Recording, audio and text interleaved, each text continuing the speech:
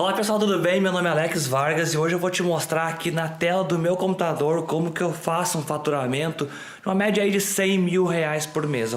Anterior ali. Eu sabia isso, eu confundi. Quais são os períodos mesmo? Tem cetáceo... É assim, são três eras. Bom, origem da Terra, Tá. e aí você tem os éons, que a gente chama. Que é Éons? a divisão maior ali, né? Tá. Que cabe mais coisas. São 4 éons.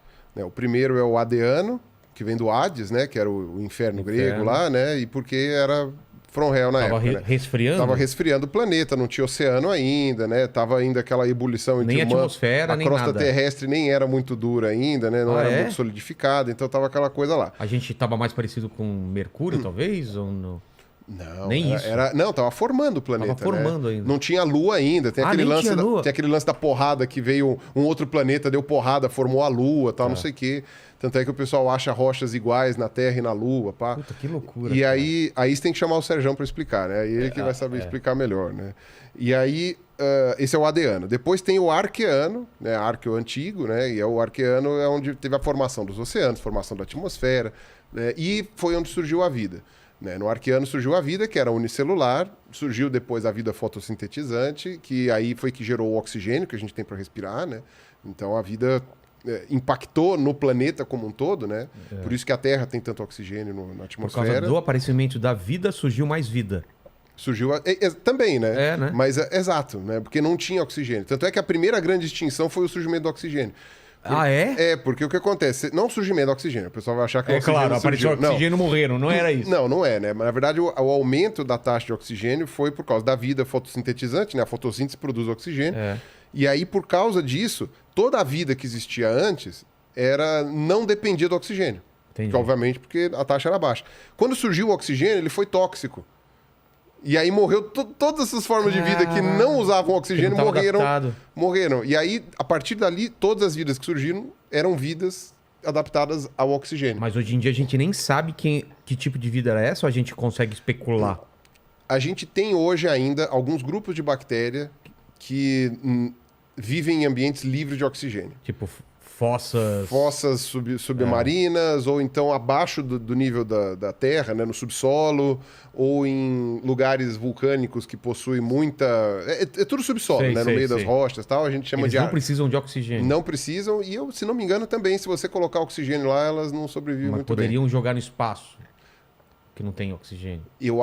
Eu não... Putz, agora tem que ver... Tem que ver do que elas se alimentam. Né? Elas se alimentam de matéria inorgânica, inclusive, né? É uma coisa bem louca. Elas estão bem próximas do estilo de vida que provavelmente tinham as primeiras células que doido, nessa cara. questão da ausência de matéria orgânica para se alimentar e tal, que são as arqueias que a gente chama. E, pois bem, no Arqueano surge a vida. Parece oxigênio, Exato, começa a vida unicelular e tal. Aí depois você tem o Proterozoico, que é o terceiro éon. Aí no Proterozoico surge a vida multicelular. Aí surgem o que a gente pode chamar de fato de vegetal, de animal e todas essas coisas, né? Quer dizer, é isso mesmo, surgem os animais ali.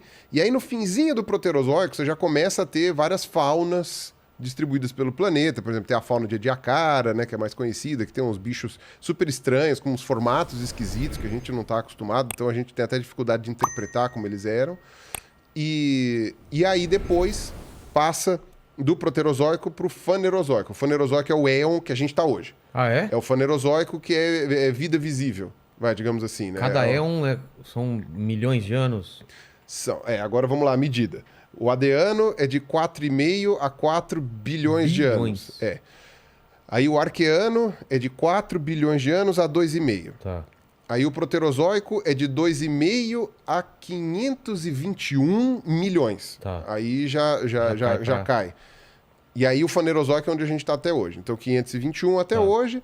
E aí o Fanerozoico é dividido em 3 eras. Tá. Aí tem o Paleozoico, o Mesozoico e o Cenozoico. Paleozoico é a antiga, né? Paleo. Mesozoico é a do meio, é o miolo do sanduíche. E o Cenozoico é que a gente está hoje, né? Que Kenos quer dizer recente em grego. A gente está no Cenozoico? A gente está no Cenozoico, exatamente.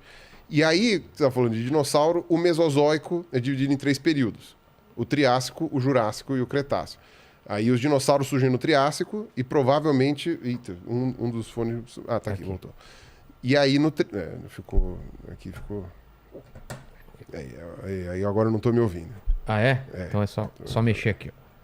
Então, vamos lá. Agora voltou. Não mexe mais, não respira. E aí o dinossauro surge no Triássico, e é provavelmente também quando surge a linhagem dos pseudossucros que vai dar origem aos crocodilos. Então eles meio que têm... A linhagem tem mais ou menos a mesma idade. Agora, a linhagem dos crocodilos atuais, né, que é parecida com a... Provavelmente eles eram maiores também, né? Depende, tem de todo tamanho. É? Tinha de Porque todo naquela tamanho. época tinham bichos tão grandes assim. Na verdade, você tem a ver com uma questão de fisiologia, né? Tem algumas fisiologias que permitem bichos maiores ou bichos menores, né? Não consegue chegar. E Eu achei que tinha a ver com a atmosfera. Tem o ambiente. com Não. Então, na atmosfera tinha a ver com. No Paleozoico, quando você tinha. Durante a vida terrestre não tinha vertebrados, tinha invertebrados só. Os insetos atingiram tamanhos muito grandes. Então, eu ouvi Os falar. insetos, os artrópodes como um todo, né? Então, insetos, aracnídeos, centopeias, né? Os miriápodes e tal, todos eles atingiram tamanhos muito grandes. Tamanho grande, por exemplo, de uma aranha. Mas por quê? Mas o que tamanho, mais ou menos? Eu sei que tinha centopeia de mais de metro. Nossa! Tinha uns baratão desse tamanho, assim. Porra. Libélula de 70 centímetros. Agora, esse tamanho, esse aumento de tamanho, aí sim, tinha mais oxigênio na atmosfera. Mas a diferença da quantidade de oxigênio, ela só permite o aumento de tamanho em bichos que têm respiração traqueal. Ou seja, que o ar entra direto e como a respiração traqueal seria como se nós tivéssemos traqueias pelo corpo inteiro. Entendi. A gente só tem traqueia até o pulmão. E no pulmão, você tem uma troca gasosa que leva para o sangue, e aí é o sangue que distribui para o corpo todo. Entendi. Os artrópodes, eles não têm isso. Os artrópodes, eles têm traqueia... Os artrópodes não, os insetos, né? E os artrópodes terrestres. Eles têm um sistema de traqueias, eles não têm vasos sanguíneos. Então, as traqueias levam até o corpo todo. Então, a quantidade de oxigênio faz diferença, porque aí vai chegar direto. Então, com o aumento da quantidade de oxigênio, eles podem aumentar mais, porque eles têm como ter energia suficiente para todas as células deles. Aquele corpo, né? Quando diminui o nível de oxigênio, aí eles acabam reduzindo de tamanho. Vertebrado não faz diferença, porque vertebrado tem ou pulmão ou brânquia, né? Mas enfim, na vida terrestre é pulmão. E aí a quantidade de oxigênio, na verdade, não vai fazer ele aumentar de tamanho ou não, porque a troca gasosa é no pulmão, e aí só pode ir... Tem um limite.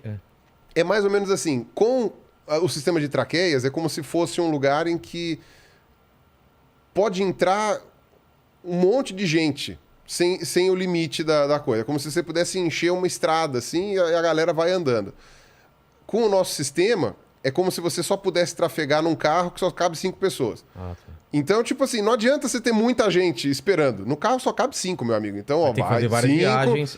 Na verdade, é um carro atrás do outro. Tá. Entra todo mundo, vai. Aí entra vai. Entra e vai. Que é quando passa a hemácia lá e tem a hemoglobina que faz a troca lá, prende o oxigênio, libera o gás carbônico e vai até a célula.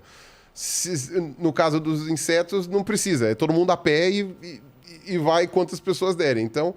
É por isso que não faz diferença pra gente a quantidade de oxigênio, porque vai ter que caber tudo no carrinho. Então, Entendi. E para as plantas, fazia diferença? Tinha árvores maiores, plantas maiores do que... Tinha plantas maiores de outros grupos. Então, tinha plantas maiores, por exemplo, de um grupo que hoje a gente chama de...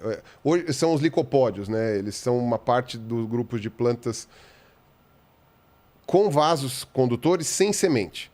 Elas se reproduzem por esporos, né? Então elas não têm sementes. Os licopódios atuais... não passam de 1 metro de altura, 1 metro e pouco de altura. São umas plantas bonitas, inclusive. E aí, naquela época, você tinha licopódios... 20 metros, umas coisas assim. Se não me engano, algum paleobotânico aí vai me xingar. Aí botânica não é minha área, pode ser que eu me engane um pouco, mas... Você tinha árvore daquela época, é que não dá para chamar de árvore, mas que seja. Árvore de uns 30 metros de comprimento, que aí você vai ver, era, sei lá, cavalinha. Aquelas que dá perto d'água, assim. Tinha cavalinha de 30 metros. O pessoal tinha lá naquela época lá, mas aí é bem antigo. Muito antes de surgir dinossauro, mas muito antes. Antes dos dinossauros. Quando surgiram os dinossauros, você tinha samambaias muito grandes. Hoje você ainda tem alguns exemplares vivos aí dessas linhagens, que nem o samambaiaçu que a gente tem, né? Já vi samambaia muito grande. Samambaiaçu é bem alta. Naquela época você tinha umas from hell também, que, sei lá, vários e vários metros de altura. e florestas inteiras dessas samambaias. E aí você tinha já plantas que a gente chama de gimnosperma, né, que são pinheiros, por exemplo, o ginkgo biloba, enfim, todas essas daí você tinha já naquela época do começo do surgimento dos dinossauros, só que aí essas plantas elas não eram tão numerosas.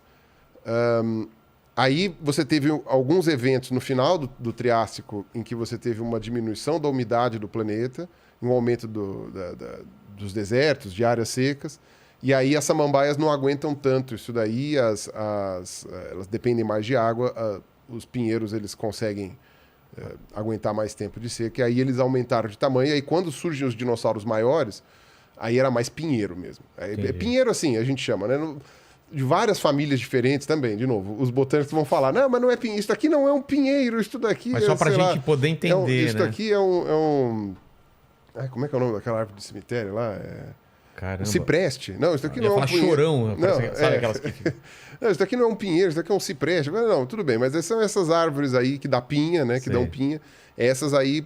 Então, se você voltasse pro Jurássico hoje, você ia ver florestas de pinheiro, algumas de samambaia, e achar estranho não ter flor. Porque ainda não tinham as plantas com flor. E, no final do Jurássico já tinha, mas provavelmente elas não eram muito numerosas, porque a gente quase não acha fóssil delas no Jurássico.